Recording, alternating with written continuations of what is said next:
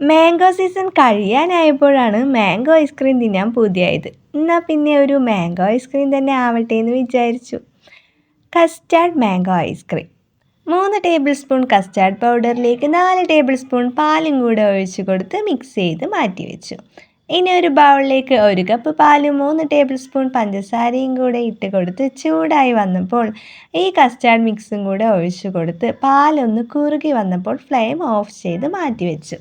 കുറുകി വരുമ്പോൾ ഇതിലേക്ക് കുറച്ച് കണ്ടൻസ്ഡ് മിൽക്കും കൂടി ആഡ് ചെയ്തിട്ടുണ്ട്. ഇനി ഇത് ചൂടാറി വന്നാൽ മിക്സിയുടെ ജാറിലേക്ക് മാറ്റി കൊടുത്ത് നന്നായി ബ്ലെൻഡ് ചെയ്തെടുത്ത് ഐസ്ക്രീം ട്രേയിലേക്ക് ഒഴിച്ചു കൊടുക്കുന്നുണ്ട്. ഇനി ഇത് ഫ്രിഡ്ജിലിരുന്ന് പതുക്കെ ഫ്രീസ് ആയിക്കോട്ടെ.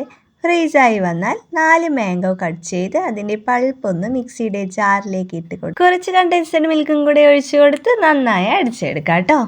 ഫ്രീസായി വന്ന കണ്ടൻസ്ഡ് മിൽക്ക് മാറ്റിക്കൊടുത്ത് എംപ്റ്റി ട്രേയിലേക്ക് മാംഗോ പൾപ്പ് ഒഴിച്ചു കൊടുത്ത് അതിലേക്ക് നമ്മുടെ ഫ്രീസ്ഡ് കണ്ടൻസ്ഡ് മിൽക്കും കൂടെ വെച്ച് കൊടുത്ത് പിന്നെയും ഫ്രീസറിലേക്ക് മാറ്റി കൊടുക്കാം. ഐസ്ക്രീം ഒരു ഡേ ഫുള്ളായി ഞാൻ ഫ്രീസാകാൻ വെച്ചിട്ടുണ്ട്. ഇതാ ഫ്രീസായ ശേഷം അടിപൊളി ലുക്കിൽ തന്നെ കിട്ടിയിട്ടുണ്ട് കേട്ടോ. മേലെ മാംഗോ പൾപ്പും ഉള്ളിൽ കസ്റ്റാർഡ് മിൽക്കും ആയിട്ട് അടിപൊളി ടേസ്റ്റാണ് കേട്ടോ. അപ്പോൾ മാംഗോ സീസൺ കഴിയുമ്പോഴേക്കും എല്ലാവരും ട്രൈ ചെയ്യാൻ മറക്കരുത്.